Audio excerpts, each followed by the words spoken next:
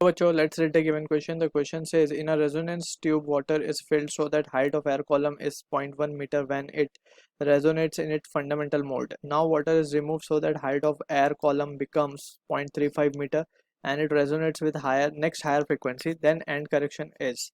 Option A हमें given है 0.012, option B हमें गिवन है 0.025, ऑप्शन सी हमें गिवन है 0.05, option D is 0.024. So we need to understand what exactly is how is the working of resonance tube.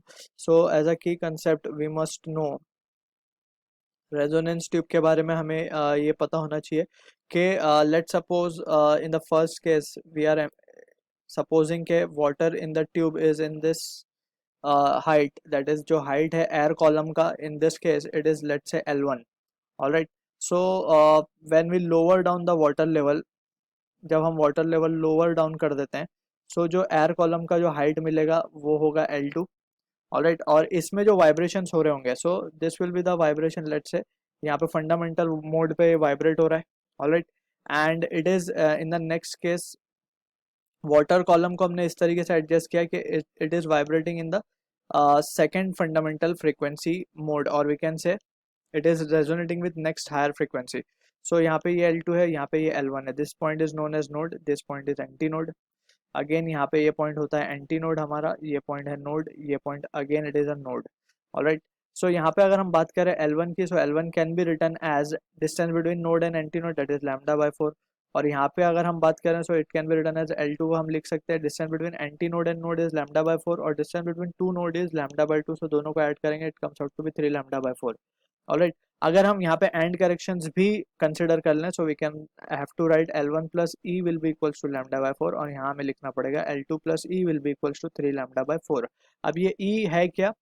E actually में हमने जो anti node पकड़ा है वो यहाँ पे है, actually it form somewhere above, जिसे हम कहते हैं एंड करेक्शन ई. सो इसीलिए हमें यहाँ पे ई को एल के साथ ऐड करना पड़ेगा टू गेट दिस वैल्यू, और यहाँ पे भी सिमिलरली ई को एल के साथ ऐड करना पड़ेगा.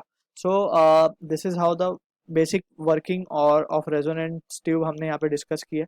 सो if we subtract this two equation, हमने ये अपने क्वेश्चन के हिसाब से हमने यहाँ पे रेजोनेंस ट्यूब को एक्सप्लेन किया है. So anyways the working is the same. So अगर हम इन दोनों चीज़ों को देखें, क्योंकि हमें L1 L2 गिवन है, सो वी कैन, इफ अगर हम दोनों इक्वेशन को सब्ट्रैक्ट करें, so we will get L1 minus L2 minus L1 will be equals to λ/2.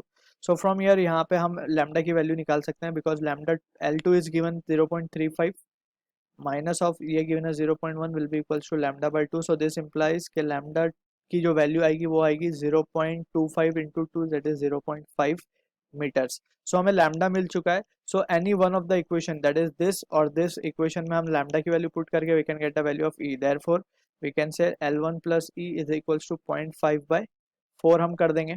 Therefore we can से ई की वैल्यू जो हो जाएगी वो हो जाएगी 1/8 माइनस ऑफ 0.1. सो 1/8 जो होता है हमारा वो होता है 0.125 minus of L1 हमें given है 0.1. so this will, therefore the value of E comes out to be 0.025. so ये end correction की value हमें मिली जो कि मैच होगी ऑप्शन 2 के साथ. I hope you understood the solution. All the best.